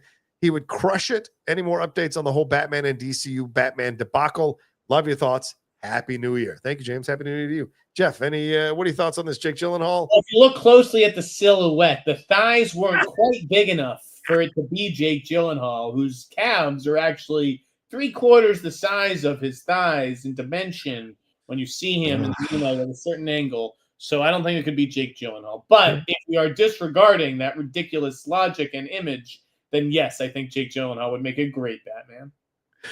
He's 44. I don't think they want to go with a middle-aged Batman, bro. I think they want to go with someone in their 30s. He fucks like a 27-year-old. Hell, I have no idea if he does or not, but I'm sure in that shape. Is there any other updates on the Batman DCU debacle? Anything you want to say? More can we talk about a movie that hasn't been made yet? All right. Just asking. All right, Kaiser Soza says, Jeff, you saw the Batman and the Penguin. Do you think this grounded world makes sense with Superman? I don't. Better to have two different Batmans, in my opinion. These happen in two different cities, don't they? Yeah, Gotham and Metropolis, and they don't. Metropolis have crazy shit going on and purple bubbles and lasers and shit, and Sure. Gotham is more grounded, and then they meet one day in the middle. Yeah, which is world's finest. So that is certainly a possibility in that they come together on a case that or a situation that employs both of them. So yeah, very possible, Jeff. I mean, why can't living in Metropolis? Some movies be grounded and some movies be fantastical? Why does it need to? We need a separate Batman because we're planning to do something different with this movie. It just doesn't make sense to me from a consumer point of view to have multiple Batmans running around. It's a fascinating point you make too, because the people feel this way, yet they've read all these comics where certain things happen in the Batman universe that don't happen in the Superman universe, yet they're okay with that existing within their mind canon of an existing universe, but not on screen. And that seems to not make sense. Again, these movies should not be made for fans. They should be made for average people to go to the movies and enjoy themselves. And that is how you have a $1 billion movie. You have no evidence of that, but that's what you're going to say. Tea Time 480 says, is there still hope for Pattinson in the DCU? If yes, what's the probability of it happening, and when do you think they would announce it? If I said 79% right now and then said, actually, I'm going to change my mind, it's 85%. Does that make you any happier? Maybe it does for Tea Time. When do I think that they would announce it? I have no idea. I can't imagine he's in the Superman movie, so I don't think they're in any rush to announce it. Next Comic-Con. Yeah, probably Comic-Con or DC Fandom. Don the Man says, welcome to the new year, Hot Mike. Bring the noise. Dan, thank you, Dan. I think we did already. Lemmy Ward says, there is a rumor circulating around that the Murdochs are looking to purchase WB now that their Disney non-compete clause has concluded. Any thoughts on this? Love the show as always. Thank you, Lemmy. Appreciate that. Oh, Jeff. The Murdochs. I don't see that. I don't think that's true. Making Zaslav look like a moderate. No thanks. I don't think Zaslav would sell to them. Yeah. That's essentially big timing him to a degree. Joseph Rosiano says, hey guys, I love the podcast. It is the only source of movie news. Fox News, though, John. What's that? I believe that they would sell him Fox News. I don't think that he's the one who's going to, sell his assets to them. That's a possibility, especially because Rupert didn't get it. Rupert got turned down trying to change the trust to make sure that Fox News had a certain bent forever. Like that got shot down by a judge. So Fox News is a better business than CNN, right? Better business, yes, not better information. No, a better business, and that is why Zaslav may not give a shit, and he's going to say, "I want a better business." Yeah, that's a good point. By the way, real quickly on that note, John. Sure. Before we get to the next question. Okay, all right, I'll take this down. Go ahead. I want to say that I got a really nice letter from somebody. Oh. And they said they're a conservative at heart. Okay. And they don't appreciate when we sometimes make jabs at Trump or his supporters. And it's okay that we disagree with his politics. Mm-hmm. We don't appreciate the level of anger and dehumanization. Mm-hmm. And this is a gay non-binary. I don't care. I don't. It's irrelevant to me. Go ahead. And they say we have a monumental misunderstanding of what Trump represents and what baseline American people actually feel. Please tone down the rhetoric and just allow everyone to escape into this world of movie news and that kind of stuff. And I appreciated the note. I understand it's. Mm-hmm. I will try to tune it down. I don't think we can do it all the time because politics are part of art and what we discuss on the show. Sure. You're right. If you're a Trump supporter, you shouldn't feel like, you're not welcome here. You should also stop being sensitive. If you're a Trump supporter, you're part of the fuck your feelings crowd. So nut up and deal with it. And because, you didn't say anything about F Joe Biden, did you? Let's go, Brandon. You didn't have any. I'm sure you weren't sending letters to people to tell them to tone down their rhetoric against the president when he was in for the last 4 years. So if you're going to ask people to do something you couldn't do in the other side of things, then you need to take a look in the mirror and understand that maybe you're not operating from an even place. I don't take unnecessary shots at him. I know exactly who he is. I've spent decades studying politics since I was raised in Virginia, D.C. I know politics. I know who that person is. I know exactly who he is, and I'm not misrepresenting him in any way, fundamentally or otherwise. I know exactly the threat he poses. And even most recently with what happened here with the 2 attacks, he lied that it was about the border. It had nothing to do with the border. They were both American citizens, military, active, and former, but pushing false narratives. If it correlates with something we're talking about in film, I'm not going to hold back. But I agree with the letter person. I won't take unnecessary shots, and that's fair. I think that's fair to ask. That's what they are getting at. Excuse me. Is maybe less about shots at Trump, who has done things to deserve them, and less about the faceless voter who we don't know, and we're judging and condemning based on how they voted politically. And we don't know their reason for that. I agree. And I don't think we have done that on the show. But if we have, then I will absolutely apologize if we have taken unnecessary shots in a generalization or blanket, because there are plenty of reasons why people voted for Trump this time around. It was very thoughtful, well-written. I took it to heart and said, I will consider this going forward. I consider their letter, and I'm saying make sure you did the same behavior you're asking us to do. That's all I'm saying. Okay. Just to be fair. All right. Joseph Rosiano says, hey, guys, love the podcast. It is the only source of movie news that I trust now. I can't stay for the whole podcast, so I just want to send some support and keep up the good work. Thank you, Joseph. Thank you, Joe. No Zelda spoilers for Spreezy. Says, Happy New Year. Just sub to Jeff's newsletter, worth every dollar. Heard John Favs isn't physically on the Mandalorian and Grogu set and directs via Zoom/iPad, leaving first/second ADs in charge. If true, why isn't this a bigger story? I have heard nothing of this. Jeff, have you heard this, that he's directing over Zoom and iPad or whatever? I mean, I haven't heard that. I also wonder, is there a reason for that? Is there a medical reason? I mean, John Favreau's a big boy. Maybe he's going through something that, where he can't be on set or around a whole bunch of people and has to direct remotely. That he wouldn't be the first person to do that, by the way. Yeah. Antoine Fuqua, I think, directed The Guilty remotely. Yeah. During the pandemic and everything.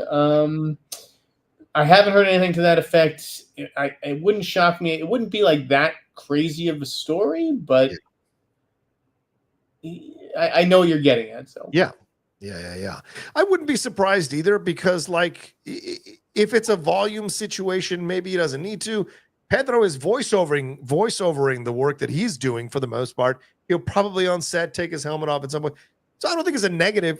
We're advancing as a species. Sometimes you don't have to be on set to direct the people physically and what have you. And so, maybe it works for them. And if it's what they need to do, then so be it. We have to be open-minded. It's made differently now. Yeah. Nerds Engaged says, went back to watch some of ER. The writing is still some of the best. To prepare for The Pit on January 9th. Can you give a tease if it's good, Jeff? I've not watched any episodes. Can you give a tease if it's good? I can. I think the embargo lifts tomorrow. So I hope so. I'll be able to talk about it then. But it's good. I mean, I don't watch medical shows. Yeah. I wasn't like an ER guy, even though I looked like a young Dr. Ross. Dr. Carter, right? Which one is it? Is he Dr. Carter or Dr. Ross? You ask me which one is the smaller. I believe it is. So I never really watched medical shows, but this just hooked me, and I liked. It's like 24 meets ER. Like I like the real time kind of 15 hours, one shift format. Wiley's amazing. Yeah, it's good. Are you trying to tell me you're a young Noah Wiley? Are you trying? Jeff? People thought I looked like a young Noah Wiley. Imagine me with hair. I'd say Dr. Green. I'd say more Dr. Green. All right. Tristan. What is that, Blue Steel? Tristan said, you guys know who's editing Shackman's Fantastic Four, maybe long time Marvel editor Jeffrey Ford, or is Shackman bringing in his WandaVision editors to be a part of this? Jeff, do you know anything about this? I have no idea. This is the kind of nerd shit we live for. No, I have no idea. Don't care. Don't think it matters. Yeah. The ultimate editor of that movie is someone by the name of Kevin Feige. Kevin Feige, Esquire. Brandon says, having multiple heroes in the Superman film, is there a risk that the other characters could steal the show, outshining Superman? Kind of like what happened in The Flash and Black Adam. Well, the reason The Rock was outshining Black Adam had nothing to do with characters, is because Rock wasn't that good in the movie. Now, in The Flash, I can see that possibility, but Jeff, we're hearing that Nicholas Hoult is the best part of Superman, so I do think other people might outshine David Corenswet, but maybe that's the intention, because he's supposed to be the foundational piece of the film that other people spin off of. So, yeah. I would hate to reveal more about what I'm hearing about Superman, only to have James Gunn deny it. So, I guess I'll just hold my tongue this time. Well, there you go. Dennis Hoffman says Monica Barbaro was really Here's great. what I will say, though. Okay. All right. Let me go into my DMs. Oh, boy. I'm not going to say who sent this DM. Here it is. Okay. I'm not going to say that part of it. P.S. Your Superman reports are spot on. There's plenty of reason to be nervous. All right. There you go. That's the DMs. Dennis Hoffman says Monica Barbaro was really great in A Complete Unknown. Agreed. Mangold casting her in his Star Wars? Maybe. But you've got Adria Arjona. I don't know. Interesting. I would love Monica in anything. So maybe. Tea Time 480. Depends what kind of story he's telling. I don't really know what Mangold is up to. Yeah. Tea Time 480 says, no, there's no way Batman's casting is going to be restricted based on a 2-second drawing. And God said designs are not. I know that. What the fuck? I know that. I said everything's in play, and I only brought up the silhouette as a possibility. That's all I brought up. Oh, my God. Rocha wants Batman. I did not. There's no way I read that fucking DM word for word last week, Xeno Hour, because I didn't get that fucking DM until Tuesday. So you're wrong. Tuesday. 34 Virgo says Rocha wants Batman at 265 pounds. No, I mean, if he's lifting, 265 isn't bad if he's lifting. Kai says, I'd pick Chris McQuarrie for a Wonder Woman director. Oh, Christopher McQuarrie would be an interesting choice. Maybe I did read it word for word last week. Fuck. Okay. I think I got that one Thursday, but I forget. I'd like to see McQuarrie do a Justice League. I think he could do a Justice League. If he can do Mission Impossible, he can do Justice League. Chris McQuarrie for No. I like him for Justice League. Tea Time 480 also says if Pattinson is in the DCU, you don't need to introduce him. He's already Batman. No. What is wrong with you all? That's not how it works. That is not how it works. Because he was not in the DCU when he did those movies. They would be retroactively making him part of the DCU, and that's not how you do that. So I don't think they'd do that at all. And I are just, fundamentally, we just disagree on this. We just disagree. You okay? That's so ridiculous. Nick Vaughn says, I like Naomi Scott as Wonder Woman 2. Her performance in Smile 2 was amazing, and I think she's due for a franchise role. I actually saw someone criticizing her performance the other day, Jeff. Do you think a lot of people said she was great? In Smile 2, she is amazing. Yeah. I almost put her on my if I had a ballot feature. Oh. She was like real close. Her as Wonder Woman, I could see it. I don't know. Maybe. She's not. She's small. She's not. Yeah, I was gonna say I don't know if she's quite big enough. She could be Wonder Woman's sister. Name. I mean, shit. She's still got a movie that is looking for a home. Her like Naomi Scott sitting on a shelf for years. That Anthony Ramos movie. Oh yeah.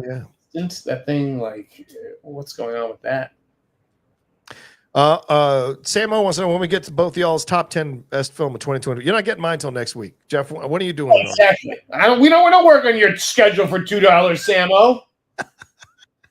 But thank you for the interest, Samo. I've just been busy this week and back and forth to LA. I haven't had a chance to do it. So, and doing the Christian show this week kind of ate into a lot of my time in the morning where I would usually work on stuff. So I'll have it for you sometime next week. All good things come to those who wait, Sam. Brandon says, I always wondered why the Green Arrow character never comes up to be a secondary hero in a movie. In this DC stuff, I think him and Pattinson's Batman could be a solid combo. Okay. Do we have a Green Arrow? Yeah, Green Arrow. We haven't announced a Green Arrow yet. But was there ever a Green Arrow anything before? Not yet. I mean, obviously there was Arrow, the one with Stephen Amell on CW, but it was never a part of the thing. Yeah. We've had Green Lantern, Green Hornet. I don't need any more green. Well, I think Green Arrow's not seen as big as Green Lantern or these others, so he's in the secondary frame of the Justice League, and so I think they want to establish the main big characters first, and then they'll start adding on as it goes along if it's all successful. And I think Green Arrow, like Booster Gold, like all these other ones that are kicking around, will eventually become part of it if it becomes successful. So yeah, and him and Pattinson would be interesting as a combo because they both have issues with Superman, as you see in The Dark Knight Returns. Dennis Hoffman says, what happened to Julius Avery? Wasn't he directing Flash Gordon at one point? Jeff, any thoughts on that? It's a cursed project. That'll never happen. Flash Gordon is a property of the past and should not be made because there's no interest in Flash Gordon these days. Zero. It's something that entices a 65-year-old producer. Yeah. All right, Jeff, I'm going to put you in solo because I had to use the restroom real quick. Answer this question. Matt Sinister McCall says, I'm like the bald guy in Nora. Everyone calls me the F word, even though I like women. I'm socially dead, and women think I'm weird. Supporting actor nom for him, for Nora? Yes or no? Make your case. Also, tell people about the newsletter, how they can find your picks for Oscar stuff. I'll be right back. What a bizarre question. First of all, he's definitely going to get a supporting actor nom, and I think that he could actually win. I think looking at those nominees, the other ones, everybody was good, but like if I'm a voter, I'm looking at them being like, yeah, I don't want to give it to any of these people. I'm going to give it to Yura. Now he may have an uphill battle for that, but I just think that's the most liked movie. Like, yeah, Kieran Culkin's good in A Real Pain, but Oscar good? Really? We're giving Culkin's Oscars now? What else you guys want to talk about? SJC360 with a question. What's taking so long for a Friday the 13th movie? They're working on the show. The Crystal Lake show is still in development over at A24. And that seems to be the priority for that franchise at the moment. Yeah. Chav, have you heard anything something about the new Jurassic World movie? Universal's way too secretive and chill about it. Haven't heard much, no. Isn't Denzel a lock for Best Supporting Actor for Gladiator 2? I know I said that on a past episode of FYC, but no, I don't think that's going to happen. I don't even know if he's going to get nominated at this point. When is PTA's next movie coming out? A lot of speculation. I mean, Bellany, I think he was sort of just guessing, like, oh, didn't they punt that to 2026? I don't think that they punted it to 2026. You can't have a huge expensive movie like that just sitting on the books again, like Mickey 17 did. I do think that you'll see it this year, especially with like the Tom Cruise movie not being ready in time. That's October 2026, and Wuthering Heights is February 2026. So I think that they will definitely get that PTA movie out this year. There, nice stuff. Thank you, Jeff. Thanks for letting me go, man. Samo says, thoughts on Netflix's Carry On? Have you all seen it yet? No, my friend TJ Fixman wrote that thing, and I have not watched it. I will be watching it this weekend. Jeff, you saw it already. You liked it. What kind of a friend are you? I know, right? I'm fucking terrible, man. Christ. Sorry. I did see it. I saw it a long time ago. I didn't love it. Okay. But a lot of people, it's burning up the charts there on Netflix. One of the most watched it's a great trailer and a great premise. Like it's a great setup. It's a movie like if I said, "Hey, you want to watch a Taron Egerton, Jason Bateman movie about XYZ?" Yeah, I'm going to want to watch it. Yeah. But after watching it, it's not a whole lot different than all the other Netflix movies that are pretty forgettable and go in one ear out the other. Maybe it's a half star better. Oh, there you go. I'm gonna find out this weekend though for sure. Let's see what else we got here. Dennis says, Dennis Hoffman, remember Rick Famuyiwa? Dope was dope. Feels like he got lost to the Flash and the Mandalorian. I think he's enjoying being where he's at. You know? Yeah, I mean, listen, not everybody capitalizes on their early potential, and scales. The careers don't scale to the heights that we thought that were possible at one point. Yeah, he's had a pretty good career, all things considered. I like Dope, but it's not like I'm mourning, some great artist who's been lost to TV. Also, people seem to forget, it's a tough business. And especially if you're a Black creative, it's even tougher. There's even less opportunities. New people every year. Yeah. So, and do you want to do the rounds constantly? Do you want to take all the meetings? Do you want to keep pitching your stuff? It becomes exhausting. And so maybe just being a TV director and working on these prestige franchise TV series is good enough for what Rick wants right now. We'll see. Dennis often says, Jeff, heard anything? Guy Ritchie's In the Gray. Have you heard anything? No, because it's got my guy Jake and everyone's favorite Henry Cavill and Isa and Isa Gonzalez. And let's see here. Dennis Hoffman also, Jeff, any words on Kristen Miliotti's next project? I haven't heard anything. You heard, Jeff? No, but she was amazing in Penguin, and I do think she will be rewarded with something cool. Yeah. Comic Things says, coming months ago, it was rumored Feige met with the Duffer Brothers. Do you think it was for the X-Men movie with Sadie Sink? Also, do you have any Ray news? That could be interesting. The Duffer Brothers doing the X-Men? No, I don't think so. I think that's a little too close almost to the Stranger Things stuff sometimes. Yeah. No. Maybe if you did a solo Jean Grey movie, that could be interesting with the Duffers. All right. Do you have anything on Ray? Star Wars Ray, if you do anything? No? Daddy's getting tired. Alex says, who do you think Pattinson plays in the Odyssey? Probably his son, right? Who do you think? No idea. Okay. I like the Cyclops idea, though. What? I did like the Cyclops idea. I could see him with just like a big eye in the middle of his forehead. Okay. Fantastic Three. Beautiful actors like to ugly themselves up. I think that's exactly the kind of thing he would do. I guess. Fantastic 314 says, with all the turmoil between the Lively Baldoni people, does the author have any leverage to remove rights from these two? I don't think so, or she would have done it already, right, Jeff? I think that's a good question, Fantastic. Yeah. Like, she should be looking through her deal to be like, is there any way I can extricate the rights and get them back myself? I think that you're right. It's very unlikely, but she is the one who has suffered the most because she hasn't done anything wrong, and her name's just sort of been dragged. No. She has come out in defense of Blake. She has come, so she's not like she's been sitting around, oh, poor me. She came out and chose a side.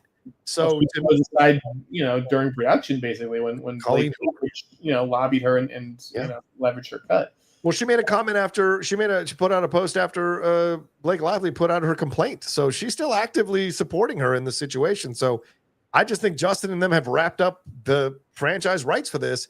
I think at the end of the day, they're going to settle. They're going to pay him off, and he's going to sell the rights back to her so they can keep going, because it's so not worth it. What are you going to recast the character? Because you're not going to work with her again. So the smart thing is to get paid as much as possible. Sell them back the rights so that you can recoup as much as possible. And guess what? Maybe you don't have to work again for the rest of your fucking life. I think that's the angle, man. Maybe they will recast the character after all. Recasting is in the air. Oh, are you teasing something you're going to drop here on the show or on your newsletter? I don't know what you're talking about. I know that face. Elusive Rock says, Happy New Year, guys. Great. Here's to a great 2025 for the hot mic. Thank you, Elusive. Same to you. 34 Virgo says, any truth to Jonathan Majors coming back to the MCU? What do you think, Joe? No. Yeah. But after all, recasting is in the air. All right. What are you going to do? Drop it now if you're going to drop something, for God's sake. Oh, John. That's what the newsletter's for. That's what everybody's got to fucking sign up for, baby. You're not going to be able to talk about it. Oh, no, I don't think Jonathan Majors is coming back. Jesus. Michael said, you guys are the best. You're like an old married couple bickering. Please don't break up. Any news on the Rock's Hobbs movie or is it dead in the water? I don't know anything about it. Jeff, do you know anything about the Rock's Hobbs movie? Yeah, I don't feel like that's the focus at this point. I think a proper sequel to Fast X is next. I don't know about a bridge movie or anything. I mean, The Rock ain't what he used to be. Yeah, that's for sure. That's the rumor. Is that the rumor was initially that Hobbs movie was essentially going to be the connective tissue to the next Fast and Furious, but that has not come to be. Matt B says Armie Hammer appeared on a podcast and claimed he's now, quote, turning down jobs, wondering if Jeff's heard anything validating this or if he's just BSing. Jeff, this was on the rundown, but we didn't get to it. Let's get to it now. Real quick, your thoughts. Yeah, he's turning down jobs like I'm turning down jobs, guys. This reminds me of the guy who says, no, I'm single by choice. I'm single by choice. I'm getting offers. I just don't want to get anybody. Every shady D-list indie producer came out to try to get Armie after he announced he was doing that Thomas Jane movie with Dallas Sanye. But I'm sure that's the type of stuff he's turning down. I don't think he's being offered a role in Nolan's movie, and Armie's like, sorry, man, I'm booked. I'm not feeling it. Yeah, no, he's not turning down. If he probably is technically correct because he's turning down jobs from the crappy things he's being offered, but he's not turning down jobs from big stuff, as like Jeff said. Kyle Fielder says John David Washington for the lead of the U.S. Squid Game. Yeah, I don't know if he could carry it. I'll be honest with you. I don't know if he could carry it. I don't know, man. Kyle, this is where I hand you a cardboard box and I say, take it easy. Yeah, no offense, but if you're the studio exec who comes in with that pitch, I take away your security badge and I'll sort it out. No offense, but he wasn't even the lead in Ballers, and Tenet is arguably the least well-received Nolan film.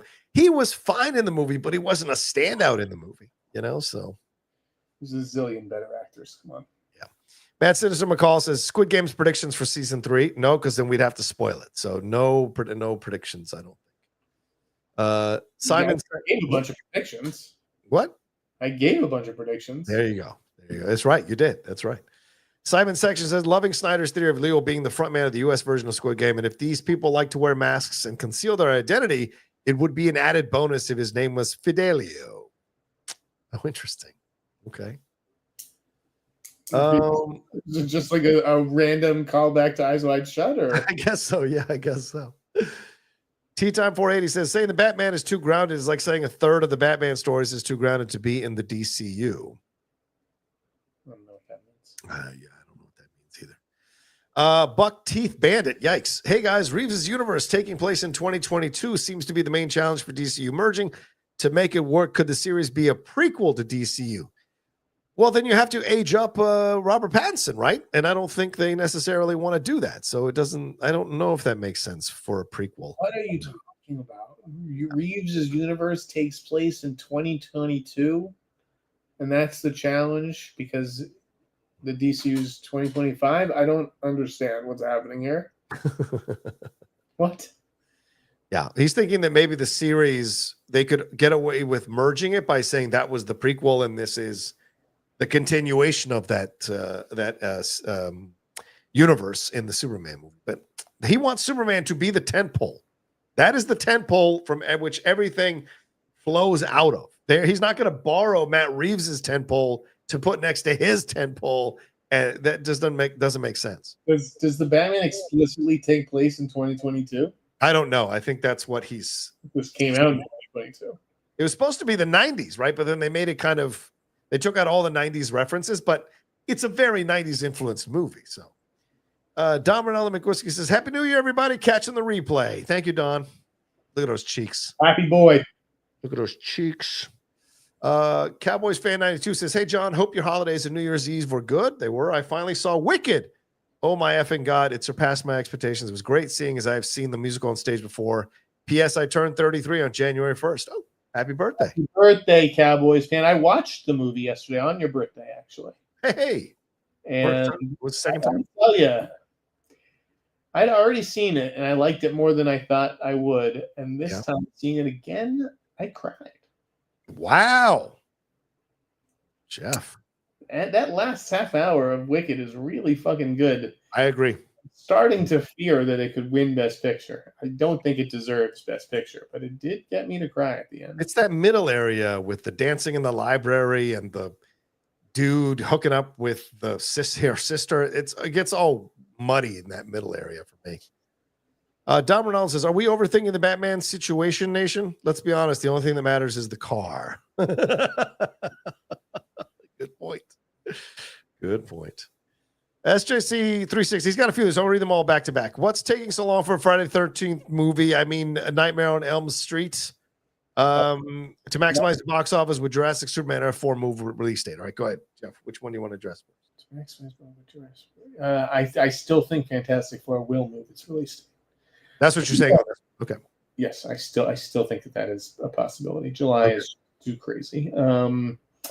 We already answered Friday the 13th. Elm Street, no idea what the hell is taking so long. I feel like it already should have happened by now. I think, again, I think at the end of the day, it comes down to Wes Craven's widow who controls his estate. Yeah, good point, Jeff. She either wants too much money or too much control, and it's one of those situations. Nerds Engage goes, quick, the tea you're hearing from Superman. No. There you go. Not for two. James Gunn to call me a liar again, so. I thought you said you weren't going to care what people think about you anymore. It seems like you're still caring a little bit. Let's work on that in 2025. Mickey Dawes says, when is Glenn Howerton going to be a leading man?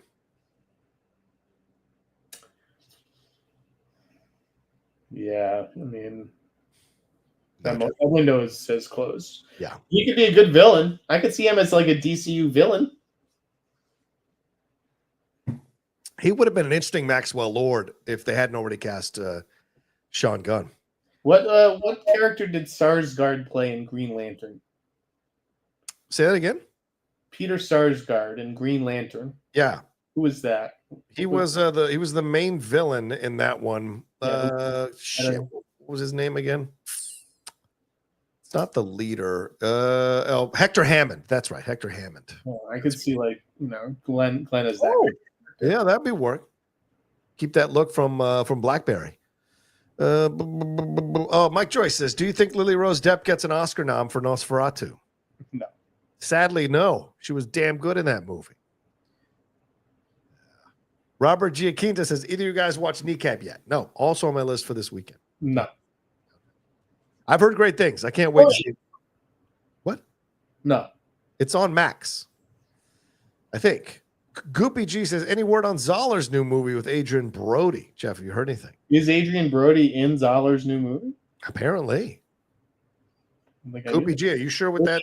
Maybe he's the book. I think it's called The Bookie and the Bruiser. I mean, I could see Brody as the bookie. Yeah, that's possible. Let me see if it's listed on his IMDb real quick. Upcoming, The Bookie and the Bruiser. Yeah, he's in it. All right. Ewok says that season 3 ends with player 456 traveling to the U.S. to start over with his family, only to spot a suited up DiCaprio smacking someone around in the NYC subway. I do like that. That's a really juicy, a good idea. Oh, yeah, he can't resist, right? Even when he's finally conquered it, he's going to repair things with his daughter. That thing happens and he can't resist. What game are they playing in the subway? They're not playing Dakshi. No. So, yeah, it have to be some other game. Yeah. We've been rolling dice. Quarters. What's that shit Jordan was playing with that security guard, the quarters against the wall? Cowboys fan 92. P.S. I love both leads, but I personally think Ariana gets a shocking nomination for all the awards, but hey, that's just me. Do you think Ariana gets nominated? Yes. Yeah, right, exactly. Yes. Still one of the greatest SNL sketches of the last 20 years. She was so good as the security guard. So good. Brooklyn, Thelma and Louise set in the 1920s. What are we doing now with these questions? I mean, people are sending you they're gonna read them. They can throw out some ridiculous scenarios. I said any question, thoughts, or comments.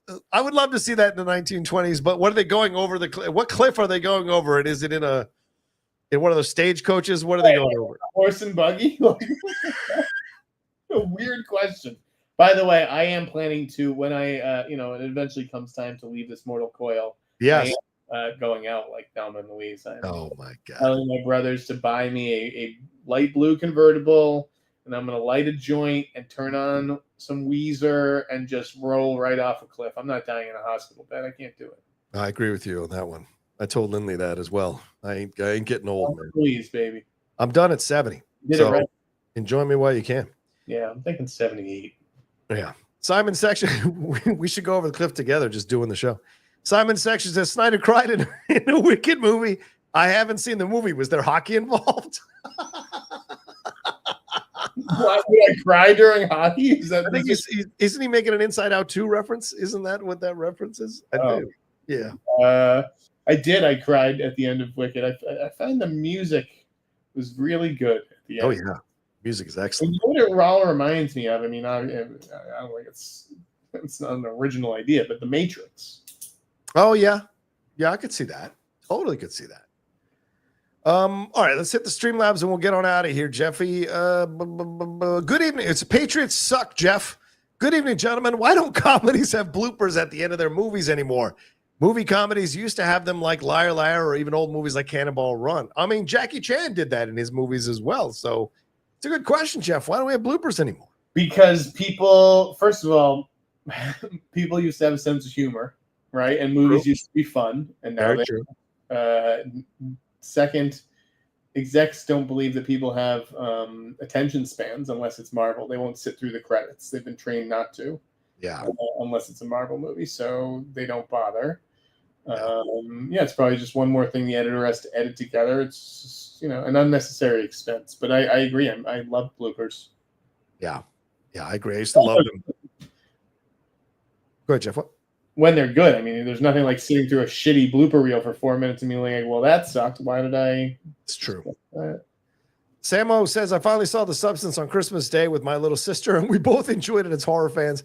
Have you seen it yet, John? And also, would Coralie Fargat be a good choice for a Clayface movie? Did I say the name right? I don't know if it's Farget. Sorry, Farget. Would be a good choice. I could see that. Did you see it yet? Not yet. No, I'm going to see it again. It's all the next few days. Trust me. All right. My brother wanted me to mention in this episode. Okay. And? He ended the year with it. And he said he thought it was out of its mind. That's a good thing, I think. I can't find his fucking text. But yeah, he was just like the other brother did. He was like, "This is insane." Thought it was great until the last 15 minutes when it just goes off the rails. I really wish she had shown some restraint or had someone involved in that movie who could tell her, "You got to pull it back." But I think Christian said the same thing. He felt that the ending just kind of went all over the place. It's nuts. But do you think she could do a Clayface movie, considering Clayface, and the body horror? It would be pretty interesting. But with someone like her, I don't think is cut out for the studio system. I don't think she wants to do the studio system. I think DeCornow is the same way. Julie DeCornow, who did, Titane. Yeah. And not everybody's cut out for the studio system. Like, imagine if Nick Ruffin did The Equalizer.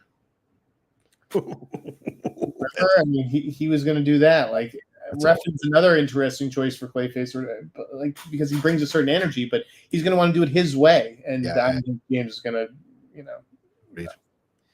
Amari says, I believe Barry Keoghan was cast as the character who becomes the Joker of the Batman. No. That's in a deleted scene. We don't see him at all in the movie. The deleted scene is not in the movie. That is not canon in the movie. We just hear him laughing. It does not mean he was cast as the Joker. I want to clarify that. Fredtastic 314 says, showing support for the hot mic. Thank you, Fred. What child games would you add to Squid Game America if you had the chance? My pick would be paper football. Ooh, Jeff, paper football, having to hit that thing through the goalpost. That could be interesting, especially when you're nervous and you're sweating. Oh, man. I mean, musical chairs. Definitely musical chairs. And I did a lot of hot hands, Oh, yeah. Right. Yeah, a lot of that. Red Rover, Ring Around the Rosie, Duck, Duck, Goose. That could be interesting. Or one of those things, remember that girls used yeah. to do, like exactly, with the paper. Yep. That could be possible. Hopscotch. That's another one that you could do for sure. What Real Entertainment? What's up, What Real? He says, Rocha, if dynamic duos in the DCU, as Gunn has said, we will see. And if Brave and the Bold does happen, then realistically, you need a Batman in their 40s at least for things to make sense timeline-wise. Yes, but you don't cast a young guy to play 40s. You will cast an actor in his 40s. That makes sense. You guys with your fucking timelines. No one gives a fuck. The average American doesn't give a fuck about the timeline. Just put an interesting actor as Batman and they'll come see the movie. It's that simple. Jack in the Box 899 says, Jeff, have you heard anything about the Daniels or the Peele or Jordan Peele's next movie? It's been mighty quiet on both projects. Well, the Daniels just did an episode of Skeleton Crew, but yeah, Jordan Peele, I haven't heard anything. Have you heard anything, Jeff? Daniels or Peele's? Or Jordan Peele? It sure has been quiet. Oh, God. Hasn't it? Oh, my It's God. been awfully quiet, a little too quiet. It sounded like a 300 kid. That's when they came in the quiet. What Real Entertainment says, I say this because Damian Wayne would be Robin in Brave and the Bold. Yes, I know What Real. I know he would be Damian. I know he would be Batman in Brave and the Bold. But Jane, if what Jeff is saying is correct, then that Brave and the Bold, there's a reason they pushed that shit like we talked about last week. They are not focused on it right now. They want to figure out their Batman. And I don't think they've 100% committed to Brave and the Bold now, considering they just pushed it. And so, as Jeff said, it might be Pattinson. So they got to negotiate that. And if you bring him in, you've got to figure out the Robin situation if he's going to be a part of it. So there's a lot of moving pieces if it's going to be Pattinson that they've got to square away. Because, Jeff, I think you could agree with me. Their plan was not to make Pattinson the Batman. They're improvising on the fly, so things have to move around, don't you think? Or do you think they had the idea that Pattinson would be Batman from the beginning? I don't know. There you go. All right. What Real also goes, Rocha, did you get a chance to watch my Buckeyes kick the dog shit out of Oregon yesterday? Going to have fun feuding with Winston. Hoping for a spill of tequila soon so I can mess with my bro on screen. Horns down, Ohio. Yeah, maybe. But we know what Ryan Day does in big games. So we're not at the final or the semifinals yet, so we'll see what happens with the Buckeyes. Doug Developer says, Happy New Year, guys. The game Mingle in Squid Game was the most heart-pounding this season. If Rocha and Sneider had to kick a third person out of a room to survive, which one of you would be the first to act on it, or would Rocha just kick Sneider out? Oh, no. Jeff knows I would absolutely be the first person to break the neck of the guy and throw him out. I was going to say, I thought that move was pretty cool. Yeah, I thought so too. Yeah, 100%. I would be the one to do that. And to me, the episode that really was the best was still that first episode with the rock, paper, scissors. Oh, yeah. Oh, my God. Oh, that was amazing. That scene. Dude, I was almost crying because the emotion that one actor was doing in that moment when he realized what the other actor was doing for him. Oh, man. We almost got super. Yeah, that was easily the highlight of the season. Yeah, it was a great moment. Doug Developer also says, Happy award seasons, guys. Which do you feel is more of an Oscar upset in your opinion? Hanks in Philadelphia beating Neeson in Schindler's List, or Jones in The Fugitive beating Ralph Fiennes in Schindler's List? The latter both delivered classic performances. Yeah, Jeff, which one is more of, do you think either one of these is an upset? And if you do, which one is the more of the upset? Is it Hanks beating Neeson for Best Actor that year, because Hanks won it for Philadelphia over Neeson for Schindler's List? Or is it Tommy Lee Jones in The Fugitive winning Best Supporting Actor over Ralph Fiennes in the Schindler's List? I mean, it's got to be the Tommy Lee Jones one. Okay, so that's the bigger surprise. I guess but the right guys won in both respects. What do you mean by the right guys won? Hanks and Tommy Lee Jones winning over was the right call. Yeah, I disagree. I think Hanks is not as good.